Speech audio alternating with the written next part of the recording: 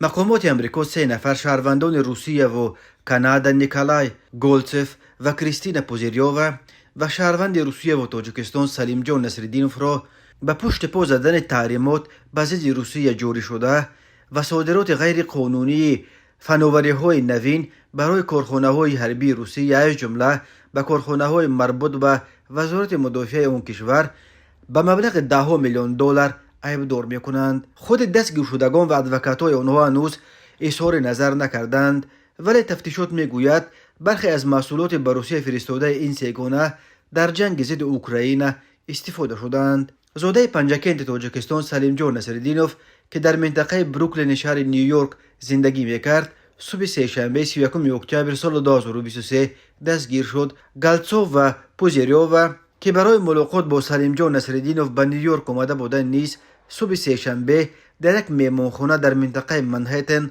به حبس گرفته شدند. این 3 نفر به آن عیبدار میشوند که با مقصد با محصولات برایشان حیاتاً مهم تامین کردن کارخانه‌های حربی تحت تحریمات قرار گرفته روسیه، یک شبکه جهانی خرید مال‌های فروششان به روسیه ممنوع را تشکیل دادند.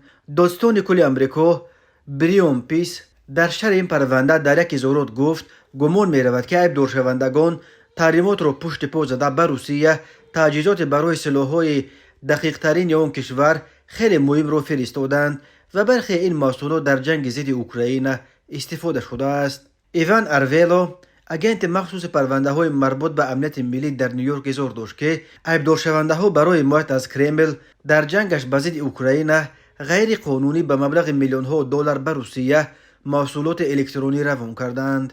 سلیم جان نصرالدینوف 53 سال دارد. او زاده پنجکند و دستپرور دانشکده پلی‌تکنیکی تاجیکستان بوده. در میانه های سالهای 90 برای تحصیل در اسپرانتوره دانشکده روی نقلیات مسکو به پایتخت روسیه آمد و بعد ختم تحصیل در مسکو ماند. در اینجا به فعالیت‌های علمی و تجارتی مشغول بود. چند سال پیش سلیم جان نصرالدینوف همراه اهل خانواده‌اش به امریکا کوچید و در نیویورک کار و زندگی داشت. نمایندگان جمعیت تاجیکان امریکا سلیم جان نصرالدینوف را همچون یک مرد مهربان و حلیم توصیف می‌کنند و میگویند که در تقریبا همه چهره‌بینی‌های فرهنگی جمعیت فعالانه اشتراک می‌کرد. آنها در حیرتند که سلیم جان نصرالدینوف چگونه به دام چنین معامله‌های مشکوک افتاده است.